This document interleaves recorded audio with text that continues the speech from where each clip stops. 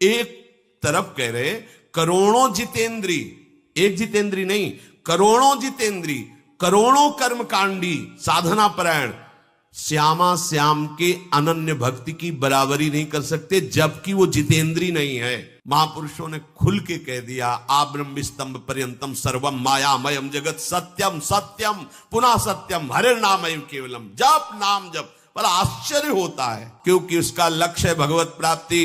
तो भगवत प्राप्ति होती है भगवत सुमिरन से, निरंतर भजन से। हर समय कहीं भी हो, कैसे भी हो, जब आपके मुख से नाम निकलेगा और हृदय में प्रभु का आश्रय है, निश्चित परम गति होगी, इसमें कोई संशय नहीं है। समझाने के लिए प्रश्न करो, उत्तर ले लो, लेकिन हमारी समझ समझना है तो समझो। हमारी समझ कहाँ है? राम, हरि, कृष्ण, राधा, कुछ भी बोले तो कोई नरक जाला पड़ेगा क्या? खूब नाम जप कीजिए और श्री जी के भरोसे रहिए, जीवन सार्थक हो जाएगा। श्री राधा वल्लभ लाल। ब्रह्मलोक की एक अप्सरा ऐसी, नीचे के जितने भी लोक लोकांतर के हैं दिव्य, सबको मोहित कर ले। वहां की अप्सरा भूमंडल पर तभी आती है जब किसी का वश नहीं होता, स्वर्गलोक फेल हो जाता है, तब ब्रह्मलोक की। एक बार महाभारत में हमने स्वाध्याय के समय पढ़ा था, शुंद उपशुंद, ये दो ऐसे जुड़वा भाई थे कि अगर इनको कोई भी क्रिया करनी तो एक साथ होती थी इनकी। थे अलग अलग ही, अगर एक की ऐसी दृष्टि गई तो उसकी दृष्टि गई, मतलब एक स्वभाव, एकदम एक रुचि, और दोनों ने भारी तपस्या की। भगवान ब्रह्मा जी को प्रसन्न किया और वरदान मांगा कि हम अमर हो जाएं। सबसे ज्यादा इनको दिक्कत मरने की होती है, अमर हो जाएं फिर मनमानी आचरण करें। तो ब्रह्मा जी को भगवान का आदेश है कि वरदान देते समय योग्यता जरूर देख ले। योग्यता तो थी, क्योंकि ऐसी भारी तपस्या की, पर स्वभाव नहीं था इस वरदान की योग्य। इसलिए भगवान ने कहा अमर तो नहीं कर सकते, तुम बचने के उपाय में जो चाहो मांग लो। यही कहा था हिरण्यकश्यप से भी। तो उसने पूरा वरदान ऐसा मांगा कि ब्रह्मा के पास कुछ रह ही नहीं गया, बस केवल अमरत्व शब्द नहीं था, बकाया सब था। ऐसे ही उन्होंने विचार किया तो कहा तुम्हारे किसी भी विधान से ना मरूं, अगर मरूं तो मैं भाई भाई से ही मरूं। बिल्कुल ठीक है, बिल्कुल ठीक। और अच्छा उनको ये था कि हमारी दोनों में इतनी प्रीति है कि जो हम पसंद करते वही ये पसंद करते, जो हम चलते। ब्रह्मा जी मुस्कुराए, ये तो बहुत हल्की बात, हाँ ठीक, तथास्तु। और उनको ही विश्वास था कि आज तक हमारे भाइयों में एक वृत्ति का फेर नहीं हुआ दोनों में, तो कैसे हो जाएगा। अब इन्होंने शुरू किया बड़े बड़े ब्रह्म ऋषियों के आश्रमों में आग लगा देना, अत्याचार, राक्षसी स्वभाव। अब ऋषि मुनियों ने ब्रह्मा जी को ध्यान के द्वारा वंदना की, प्रभु आपके द्वारा वरदानी ये कैसा है, देखो आपने क्या इनको वरदान दिया, हमारा श्राप भी काम नहीं करता इनके ऊपर, क्योंकि मरेंगे तो सिर्फ परस्पर। तो अब चाहे जितना बड़ा कोई तपस्वी श्राप देगा तो वो लागू नहीं होगा, जहां भस्म हो जा आगे ही नहीं लगेगी, क्योंकि वरदान ब्रह्मा जी पूरी सृष्टि की विधाता है। ब्रह्मा जी ने कहा चिंता मत करो, इनकी व्यवस्था हम कर रहे हैं। अपने यहां की एक अप्सरा भेजी जिसका नाम तिलोत्तमा था। अगर एक तिल भर कोई देख ले तो मूर्छित हो जाए, तिल की जगह। स्वर्ग में ऐसी अप्सराएं हैं कि जो ऋषियों के मन में क्षोभ पैदा कर दे। तो भगवान नारायण के जब नर नारायण तपस्या करे तो इंद्र ने भेजा, भगवान ने मुस्कुरा के कहा तुम्हारा नाच गाना हो गया हो तो बैठ लो, फिर चले जाना। सब आश्चर्यचकित हो गए कि नर नारायण के ऊपर भगवान ने इसे खिलवाड़ में अपनी जंगा में ऐसे किया। तो उर्वशी जी प्रकट हो गई कि जो काम आया था भगवान को परास्त करने के लिए स्वयं मूर्छित हो गया उर्वशी को देख के। बोले जाओ इसको ले जाओ, स्वर्ग की सर्वश्रेष्ठ अप्सरा, इसके समान कोई नहीं। नारायण भगवान ने प्रकट, जहां उर्वशी का भी काम नहीं चलता वहां ब्रह्मलोक से तो तिलोत्तमा नाम की अप्सरा भेजी और कहा जाओ इन दोनों भाइयों में भेद करा दो। बोले ऐसे गई ऐसे आई, आप चिंता मत करो। तिलोत्तमा जिसका एक तिल देख ले तो वो जहां दोनों भाई बैठे हुए मदिरा आदि का पान करके उन्मत्त हो रहे थे, वहां से गेंद मारी और उनके पास फेंकी। जो ही देखा भाग पड़े दोनों, एक ने दाया हाथ एक ने बाया हाथ पकड़ा, दोनों की तरफ देख के मुझसे। छोटे ने कहा भैया हाथ छोड़ो, हमने पकड़ा है तुम्हारी बेटी के समान पवित्र है। उनका धूर्त कहेगा मैंने पहले पकड़ा है तुम्हारी मां के समान, भाभी मां होती है और अनुज बधू बेटी के समान पवित्र होती। तिलोत्तमा ने कहा हम तो तुम दोनों को एक ही भाव से देख रही है। बोले ऐसा नहीं हो सकता। तो बोले फिर ये तुम निश्चय करो कि हम किसकी होंगी। वो बड़े ने कहा अभी इसको मारते। अब 1 मिनट नहीं लगा, क्योंकि था कि हम दोनों में ही मरे। जे ही प्रहार किया एक मरा। अब वो केवल ऐसे थोड़ी खड़ा रहेगा, उसने जो प्रहार किया था उससे दूसरा मरा। तिलोत्तमा अंतर्धान बोले ब्रह्मा जी, बोले काम हो गया। एक क्षण में उस ब्रह्मलोक में जाकर के जो वासना बनी रहती वहां का सुख भोगते हैं। और अगर वासना टिकी रही तो फिर जन्म होता है एकाएक को पचड़े में। इसीलिए हम कहते हैं राधा राधा राधा, कोई वासना हमें नहीं रोक पाएगी। नाम भक्ता प्रणश्यति, हमारे अंदर की वासनाएं हमें नहीं रोक पाएंगे। हमारी लाडली जो है ना, इसीलिए ध्रुवदास जी ने बहुत विचार पूर्वक ये दोहा लिखा हुआ है। यद्यपि भक्त अनन्य जो विषय इंद्रियन बस होए, कर्मठ कोटि जितेंद्रियन ते समलायन। अगर व्याख्या करके न समझाए तो आप फंस जाएंगे कि ऐसा कैसे। एक तरफ कह रहे करोड़ों जितेंद्री, एक जितेंद्री नहीं, करोड़ों जितेंद्री, करोड़ों कर्मकांडी साधना परायण श्यामा श्याम के अनन्य भक्ति की बराबरी नहीं कर सकते, जबकि वो जितेंद्री नहीं है। यद्यपि भक्त अनन्य जो विषय इंद्रियन बस होए, तो कर्मठ कोटि जितेंद्रियन ते समला, उनकी समानता नहीं कर। क्यों? उसे साधन का भरोसा है, इनको लाडली का भरोसा है। और लाडली का जिसे भरोसा है आज तक भरोसा टूटा नहीं, पक्का। ये आश्रय का मार्ग। इसीलिए जब मदाश्रय शब्द आया था तब कहा था समझो इस शब्द को, इसको समझ गए तो जीवन मुक्त होने में देर नहीं। हम हटाएंगे तो बची रह सकती वासना, लेकिन वो हटाएंगे तो वासना की बात ही नहीं रह जाएगी। प्रेम का ऐसा उमगन हो, ये सब भस्म हो जाएंगे प्रेमाग्नि में। जितनी भी हमारी दुर्वासना या सद्वासना है, शुभ या अशुभ दोनों भस्म हो जाएंगे। तो ये क्रम करके देवता अपने अपने अधिकार से ऊपर उठाते हुए ब्रह्मलोक ले जाते हैं। और एक मार्ग है धूमौ रात्रिस्तथा कृष्ण षण्मासा दक्षिणायनम तत्र चांद्रमशम ज्योतिर योगी प्राप्य निवर्तते। धूम का अधिपति देवता, रात्रि का अधिपति देवता, कृष्ण पक्ष का अधिपति देवता, 6 महीने वाले दक्षिणायन का अधिपति देवता, इस मार्ग में छोड़े हुए शरीर वाले योगी को चंद्रमा के पास ले। चंद्रलोक, ये चंद्रमंडल तो यही है, अंतरिक्ष में ही है। जहां लोग कहते हैं चंद्रमा पहुंच गए, ये चंद्रमंडल है। इससे करोड़ों किलोमीटर दूर, करोड़ों किलोमीटर दूर सूर्य से भी ऊपर चंद्रलोक है। वहां किसी की पहुंच है। जैसे वो चंद्रलोक हुआ है, चंद्रलोक नहीं, चंद्रमंडल। ये है अंतरिक्ष के अंतर्गत, जहां ये सर्च करके वैज्ञानिक जाते हैं। वो चंद्रमंडल है, आभा है। जैसे जल में प्रतिबिंब पड़ता है, ऐसे उस लोक में चंद्रमंडल की आभा है।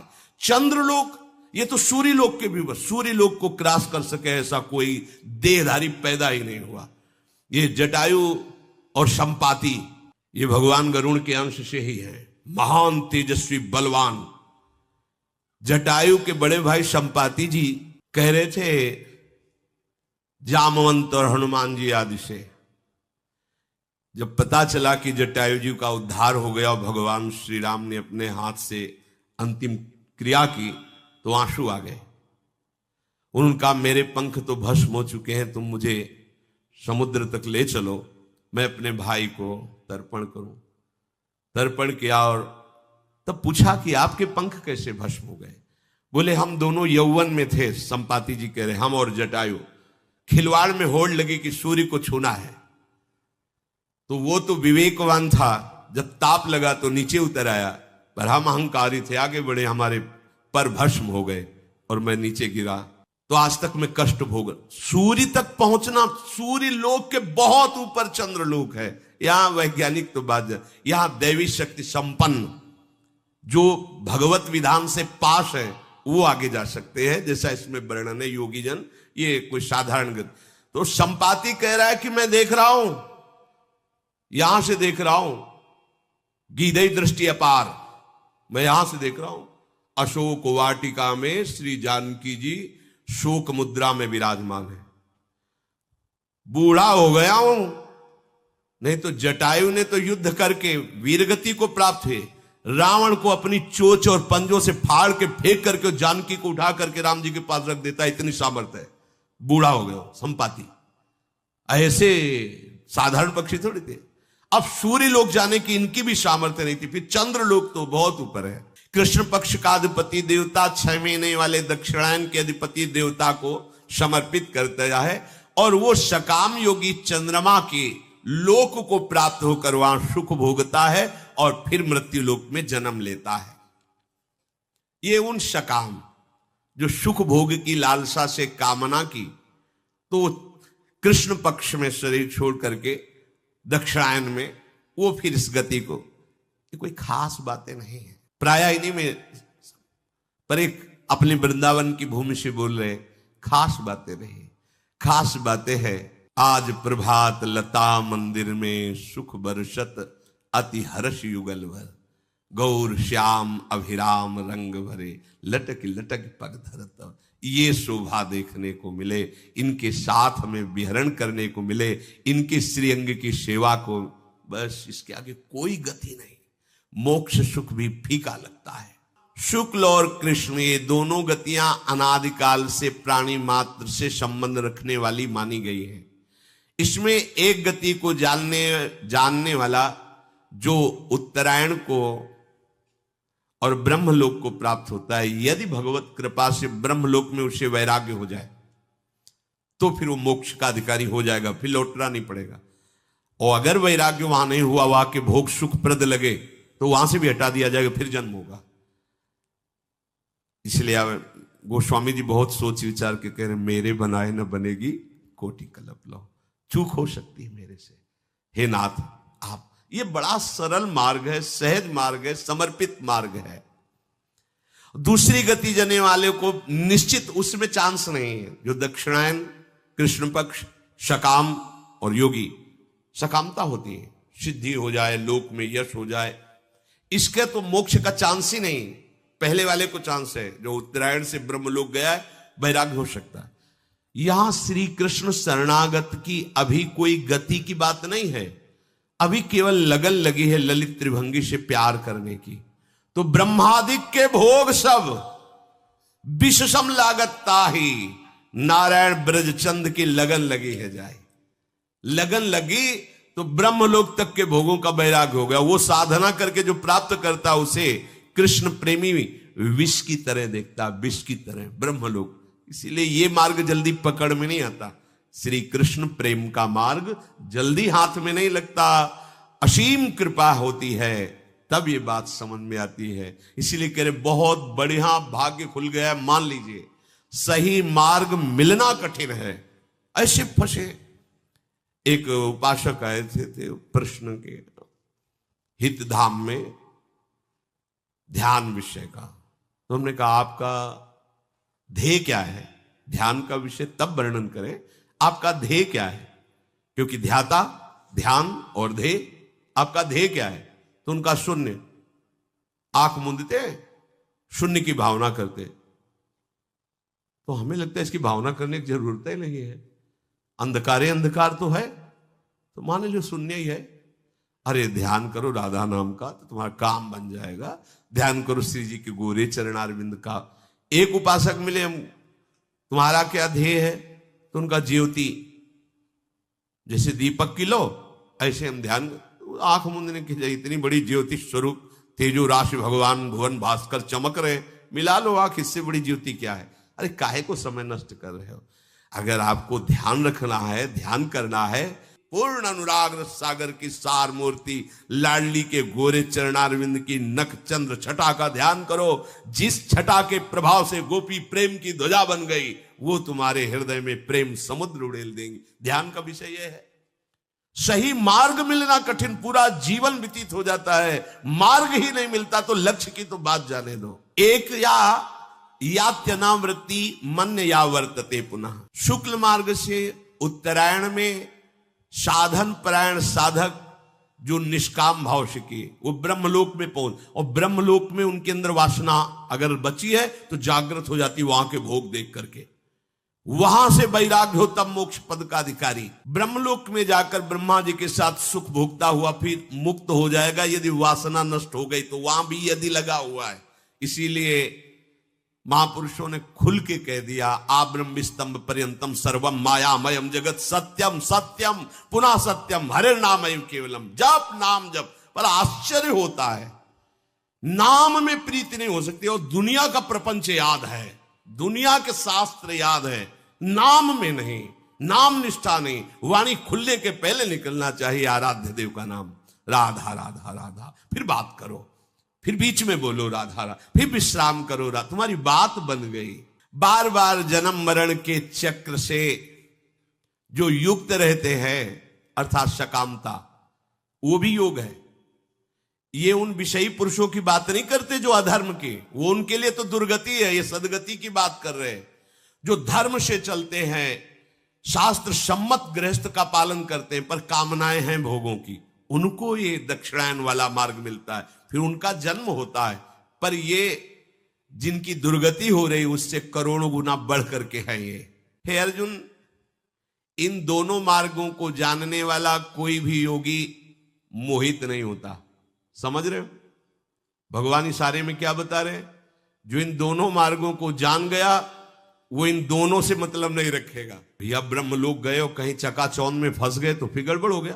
तो ब्रह्मलोक हम जाएंगे, कोई ब्रह्मा जी से हम पे परिचय थोड़ी बढ़ाना है। हमें तो जिसने ब्रह्मा को भी बनाया उससे परिचय बनाना है। हमें क्यों जाना है ब्रह्मलोक? अच्छा, ब्रह्मा को जिसने बनाया है वो भी जहां कुछ बनना चाहता है, सखी बन करके श्री जी के चरणों में महावर लगाना चाहता है। हम तो वहां की बात जानना चाहते हैं। हमें तो भगवान के बैकुंठ धाम से भी प्रणाम नमस्कार, वहां का भी हमें परिचय नहीं चाहिए। हमें तो अपने श्री स्वामिनी जी के नवनिवृत्त निकुंज का परिचय चाहिए। भाव समझे? भगवान इशारे से कह रहे इन दोनों मार्गों को जो जानता है वो मोहित नहीं होता। सीधे एक, क्योंकि पहला इन मार्गों के वर्णन करने के पहले कहा था कि वो महान परम पुरुष परमात्मा सारे जगत को व्याप्त है, उसको अनन्य भक्ति के द्वारा प्राप्त किया जाता है। तस्मात् सर्वेषु कालेषु योग युक्तो भव अर्जुन। इसलिए हर समय योग में युक्त रहे। यहां किस योग की बात कह रहे भगवान? अष्टांग योग, लय योग, हठ योग नहीं। तस्मात् सर्वेषु कालेषु माम निस्मर वाले योग की, जो सतत भजन करता है, तेषाम सतत युक्ता नाम भजताम प्रीति पूर्वकम ददामि बुद्धि योगम तम। इस योग की बात कर रहे हैं। हमारा यह मन और बुद्धि प्रियालाल में समर्पित हो गया। इस योग के बराबर कोई योग नहीं। इतने मार्ग हैं, इतनी सिद्धांत है कि बता रहे टेबलेट जेब में रखना पड़ेगा, सर दर्द हो जाएगा आपको। बस गुरु कृपा पात्र जन को ढूंढना नहीं पड़ता। इसीलिए गुरु का वर्णन किया जाता है कि भाई मेडिकल स्टोर तो भरा हुआ है औषधियों से। हे डॉक्टर, हे वैद्य, तुम हमारी नाड़ी पकड़ो और बोलो कि कौन सी दवा हमारे काम में आएगी। सीधे लिया, खाया, खत्म किया। अब खोज दे कि हमारे सर दर्द की दवा इसमें कौन सी है, तो हमारा समय बर्बाद होगा, सर दर्द बढ़ेगा और हम दवा नहीं निकाल पाएंगे। अगर धोखे से कोई इधर उधर टेबलेट खा लिया तो रिजेक्शन भी होगी। रिजेक्शन के तरह एक्शन रिजेक्शन जो भी हो, मतलब वो विरोधी भाव पैदा कर देगा। ऐसे ही शास्त्र को आप मेडिकल स्टोर समझो, दवाखाना भवरोग का, और सदगुरु वैद्य है, उनसे दवा लो। तुम स्वयं खोज मत करो, फंस जाओगे। फिर अगर सदगुरु ने दवा निश्चित कर दी तो विश्वास, सदगुरु वैद्य वचन विश्वासा, विश्वास पूर्वक वो दवा खा लो जिसे डॉक्टर पर विश्वास करते हो। और संयम परहेज, जो विरोधी भाव, विरोधी संग, विरोधी विषय, उनकी आशा मत रखो, उनका संग मत करो तो निकल जाओगे। जिसका ऐसा दृढ़ निश्चय है कि केवल मुझे भगवत प्राप्ति करनी है, उसे कोई भी देश काल परिस्थिति कभी भी कहीं भी विचलित नहीं कर सकती। कोई भी घटना परिस्थिति के अधीन नहीं हो सकता, क्योंकि उसका लक्ष्य है भगवत प्राप्ति। तो भगवत प्राप्ति होती है भगवत सुमिरन से, निरंतर भजन से, बस इससे बड़ा कोई योग नहीं है। सहज में समझ लीजिए, जो मेरा निरंतर भजन करने वाले हैं भगवान यहां योगी उन्हीं को, क्योंकि पीछे भगवान ने कहा था कि कर्मकांडियों से भी श्रेष्ठ योगी और ज्ञानियों से भी श्रेष्ठ योगी। तो योगी कौन? जो मुझे अनन्य भाव से भजते हैं वो सर्वश्रेष्ठ योगी है, जो ज्ञानियों से भी, कर्मकांडियों से, तपस्वियों से भी श्रेष्ठ हैं। तो यहां उसी योग का भगवान भाव कह रहे कि जो मेरे इन दोनों बताए हुए मार्गों को जानता वो मोहित नहीं होगा, वो हर समय योग में स्थित रहेगा। योग क्या? प्रभु का चिंतन, प्रभु से विमुख हो जाना ही ये हमारी दुर्गति का कारण हुआ है। हर समय कहीं भी हो, कैसे भी हो, जब आपके मुख से नाम निकलेगा और हृदय में प्रभु का आश्रय है, निश्चित परम गति होगी, इसमें कोई संशय नहीं है। जो योगी मेरा अनन्य चिंतन करता है वो इन वर्णन किए हुए जो शास्त्र सम्मत सिद्धांत, वेदों में, यज्ञों में, तपों में, दान में नहीं फंसता।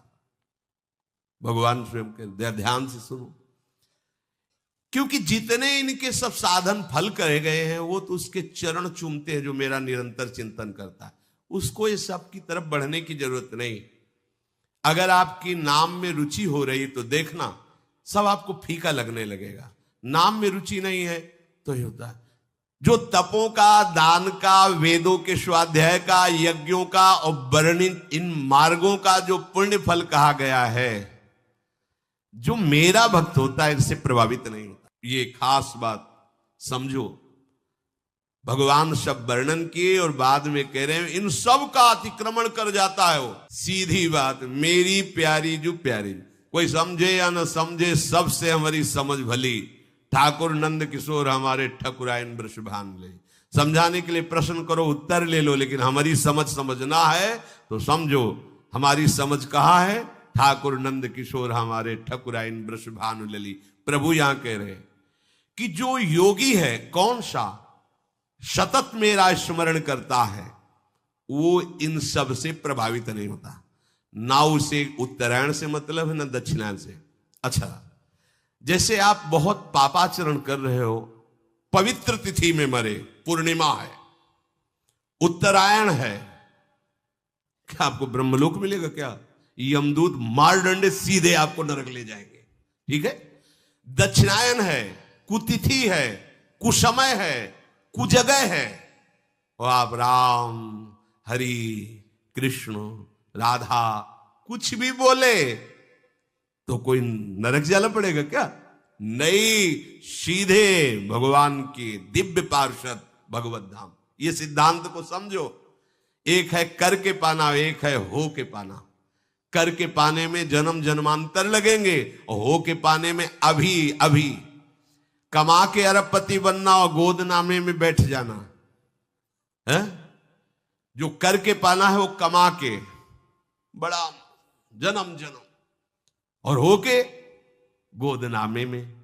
वो तो कह रहे हैं ना, अगर ये हो कि भाई वहां फुल हो चुका है, अब नहीं, वो कह रहे हैं अब भी जगह खाली है, आ जाओ। मामे वे प्रपद्यन्ते माया में ताम तरंते, यही परलोक सकल सुख पावत। आ जाओ हमारी गोदनामे में आ जाओ, मैं प्रभु का बच्चा हूं, आओ मेरी पूरी संपत्ति, दंपति संपत्ति पाई है। कुंज महल की टहल सुख, दंपति संपत्ति। हमें अपनी भूल मिटाने के लिए बढ़िया अवसर मिला है। भूल क्या है?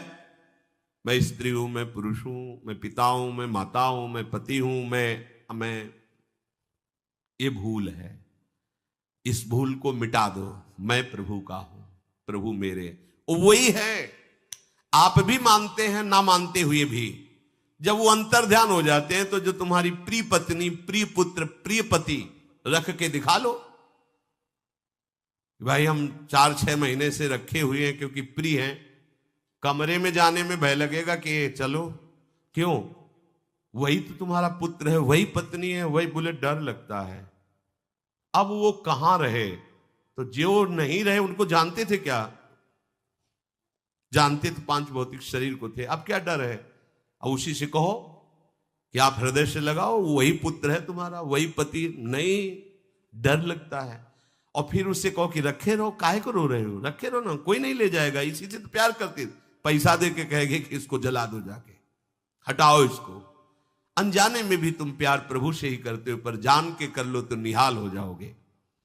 अपनी भूल को मिटाना है। हम लोग समझते हैं कि हम अपनी भूल को मिटा सकते हैं, पर यह निर्बलता भूल मिटने नहीं देती। अगर आप प्रभु से विमुख हैं तो कहां पुष्टता आपको मिल सकती है?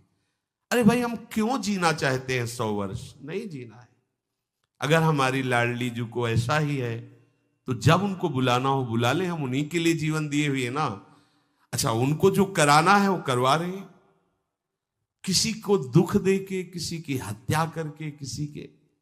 अपना जीवन थोड़ा विचार करो। यही कर्म तो आकर के यहां हमको गिराने के लिए तैयार हुए हैं। अब एक कर्म ऐसा कर लो कि तुम गिरो ना। ये निर्बलता, ये अपात्रता, ये संयोग सुख की लोलुपता, ये मनुष्य को असमर्थ बना देती है। राधा राधा अगर भाव से जप करके देखो तो कोई कमजोरी। मनुष्य जन्म में महान लाभ से वंचित अपनी मूर्खता के कारण हुआ जाता है। मनुष्य को संयोगजन्य सुख की लोलुपता का त्याग करने की सामर्थ्य, नित्य निरंतर भगवत मार्ग में उद्यत रहने की सामर्थ्य, ये केवल भगवत प्रेमी महात्माओं से मिलती है। पकड़ लीजिए बात।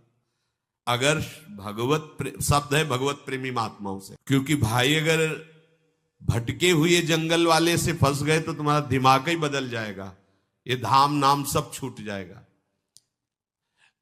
अपनी अपनी भावना होती है।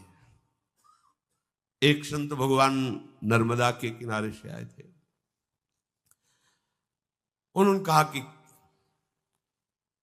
सर्वत्र वृंदावन ही है, जहां भगवान वहीं वृंदावन। तो बताओ भगवान कहां नहीं है? सब जगह भगवान, सब जगह वृंदावन ही है। हाँ, हमारे वृंदावन के 2 रूप हैं, एक है व्यक्त रूप और एक है अव्यक्त रूप।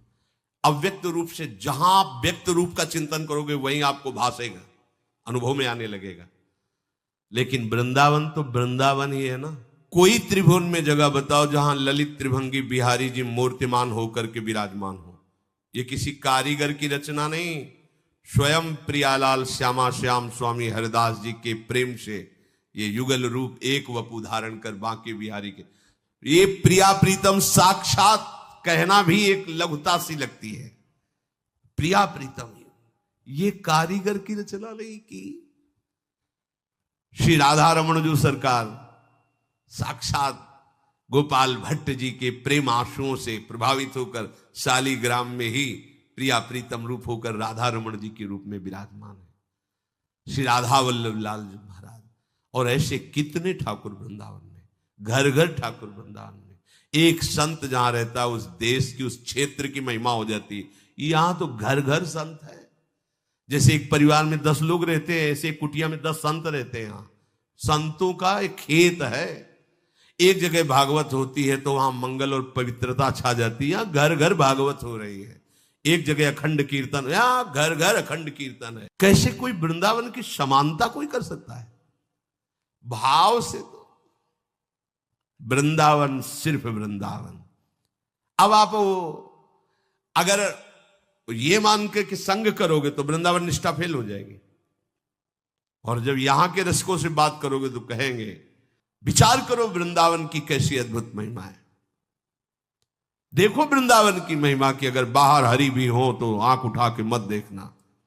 वृंदावन परित्यज्य पादमेकम न गच्छति, खंड खंड हो जाए तन अंग अंग सत्टूक। वृंदावन ने छाड़ियो है बड़ी चूक। यद्यपि मिले कोटि चिंतामणि तौ न हाथ पसार, जय श्री भट्ट धूलि धूसर तन, ये आशा उर्धार रे मन वृंदा विपिन निहार। भगवत प्रेमी महात्माओं का संग ये आपकी निर्बलता को दूर कर देगा, आपके अंदर दृढ़ भगवत भाव स्थापित, सच्ची मानिए भगवत प्रेमी महात्माओं का संग आपको बल देगा। पर इस संग के लिए जो सावधानी चाहिए और जो श्रद्धा चाहिए उसे ध्यान पूर्वक सुने। बोरी सखी जी कह रहे, हरिवंश जोरी श्री राधा वल्लभ लाल, रूप बेली प्यारी बनी सुप्रीतम तेरे प्रेम तमाल, दो मन मिलिए कह भय श्री राधा वल्लभ लाल। हे हरिवंश जोरी हम पर ऐसी कृपा करो, क्या मेरा यह स्वभाव बना दो सहज में, कभी स्वभाव में अंतर न पड़े। क्या हे लाडली लाल जो आप ऐसी कृपा कर दो, मेरा ऐसा स्वभाव बना दो कि जो आपका नाम मुख से उच्चारण करते हैं, आपके सेवक हैं, आपके जन हैं, उन प्रेमी संतों के चरणों में गिरने का मेरा स्वभाव बना दो, मैं बार बार उनके चरणों में प्रणाम करूं। 300 सदा आधीन बनो, मैं उनके अधीन रहूं, जैसी आज्ञा करें वैसा मैं चलूं, और दीन बाणी उच्चरो, दैन्य होकर उनसे बात करें। हे लाडली लालजू जो आपकी रूप माधुरी में डूबे हुए आंसू बहाते हैं, ऐसे रसिक जनों को मैं एकटक निहारता रहूं, मेरे नयन कभी ऐसा तृप्ति ही न माने कि उनके मुख चंद्र से हटने की बात हो। क्या मांग रहे हैं लाडली लाल से?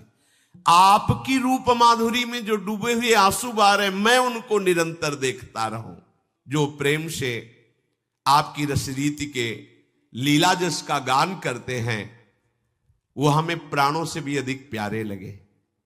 सदा मेरा हृदय भाव भर करके उनको ऐसे देखे जैसे कोई आसक्त पुरुष, मेरे प्राण समर्पित हो जाए आपके प्रेमियों में। ये नहीं कह रहे कि मैं कभी मन वचन कर्म से अपराध ना करूं, ये शरणागति का भाव देखिए।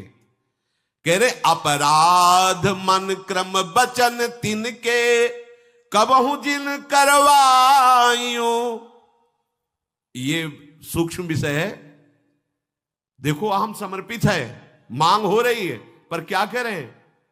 मैं अपराध करने की बात नहीं कह रहे, कह रहे आप ऐसा कभी मत करना कि मन वचन कर्म से कभी अपने प्रेमी जनों का अपराध करवा दो। ये बहुत सूक्ष्म बात है।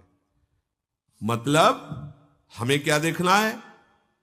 ये सब कुछ श्री जी को समर्पित हो गया। अगर अब कुछ भी गलती होती है तो महारानी जो हम आपको ही पकड़ेंगे। आपने क्यों ये गलती करवाई? ये जैसे छोटा सा बच्चा गिर गया, मां दौड़ के उठाती है तो वो मां के लिपट करके मां को चपत लगाता है, उठाने तो आ गई, जब मैं गिर रहा था तब क्यों नहीं संभाला? क्योंकि मैं तो गिर ही रहा था ना, आई ना उठाने, तो गिरने क्यों दिया? तो इसलिए भोरी सखी कह रहे, हे श्यामा श्याम, कभी ऐसा ना हो कि मन वचन कर्म से किसी रसिक को दुख पहुंच जाए, ऐसी कोई चेष्टा मुझसे कभी मत कराना। मुझे ऐसी बुद्धि दो जिससे उनको सुख पहुंचे, वही मैं चेष्टा करूं। प्रभु कभी मेरे मन में ऐसा अभिमान ना जाए कि अब क्या इनमें मेरे में क्या अंतर है, मैं कभी उनकी बराबरी ना करूं, और कभी मेरे हृदय में मत्सर ना हो कि ये तो मेरे से आगे बढ़े जा रहे हैं। कभी उनका उत्कर्ष, उनका यश, उनकी महिमा सुन करके मेरा हृदय ईर्ष्या से युक्त ना हो जाए, ऐसी कृपा करना। हे लाडली लाल, कह रहे हैं यदि वो प्रेमी जन मुझको करोड़ों प्रकार से अपमानित करें, दंड दें, या वो शस्त्र लेके मुझे पीटे मारे, तो हे श्री जी ऐसी कृपा करना कि मेरा कभी भाव बिगड़े ना, सदैव भाव बढ़ता रहे, और कभी मैं हृदय में दुखी ना हूं कि ये हमारे साथ ऐसा बर्ताव क्यों किए या क्यों कर रहे हैं। मैं उलझूं। कैसे उलझूं? मेरे प्यारे हैं, कोई अमंगल नष्ट करने के लिए लीला कर रहे हैं। अरे तो स्त्री शरीर साधु है, ये तो अमुक जाति के साथ, ये बहुत गरीब है या बहुत बड़े हैं, ऐसा भेद बुद्धि मेरे मन में न रहे। बस इतनी बात देखूं कि हे लाडली जो ये आपके जन हैं, और मैं उनके चरणों में प्रणाम करूं, उनकी चरण धूलि अपने माथे पे धारण करूं, यही निष्ठा है। हे लाडली लाल, आपके जन से यदि ऐसा हमें स्पष्ट दिखाई भी दे कि ये तो पाप वाली बात है, ये तो स्वार्थ वाली बात है, इसमें तो लंपटता है, प्रभु मुझे ये ना दिखाई दे, मुझे ये दिखाई दे कि ये मेरे लाडली का है, बस इतना संबंध मानकर मैं आपसे भी अधिक उसको प्यार करूं। ये बहुत कठिन बात है। ये भगवत प्रेमी महात्मा ही कर सकता, दूसरे में सामर्थ्य नहीं। मेरे ऐसे आचरण हो कि उनको सदा सुख मिले और मुझे वो दुलार करते रहें। मेरी विनती है श्यामा श्याम कि वो कभी मुझे ऐसा भूल न जाए कि मेरा नहीं है, वो मेरा है, ऐसी स्मृति करते रहे। हे स्वामी जी, प्रायः मनुष्य का स्वभाव ऐसा होता है कि जिसके चार लोग बड़ाई करते हैं वहां जुड़ता है, और जहां चार लोग निंदा करने लगते हैं वहां से हट जाता है। लेकिन लाडली जी, मुझे ऐसी सामर्थ्य दो कि चाहे पूरी विश्व निंदा करे उनकी, पर तिनको न छोड़ो संग। चाहे विश्व सब निंदा करे, सब विश्व उनकी निंदा करे, तो भी मेरा भाव न बिगड़े, मैं वैसे ही उनसे जुड़ा रहूं। तिनसो न हो एक कुभाव, तिनमें को न अवगुण लख परे। और मेरी ऐसी दृष्टि कर देना श्री जी कि कभी उनमें दोष दिखाई न दे, कभी मेरा भाव न बिगड़े। हुए छार तिन पद तर परो। बुरी सखी कह रही, हे श्यामा जू, जब तक जीऊं तब तक रसिकों के संग में जीऊं और उनकी कृपा का प्रतिफल अनुभव करूं, और जब मरूं तो उनके चरणों के सानिध्य में मरूं,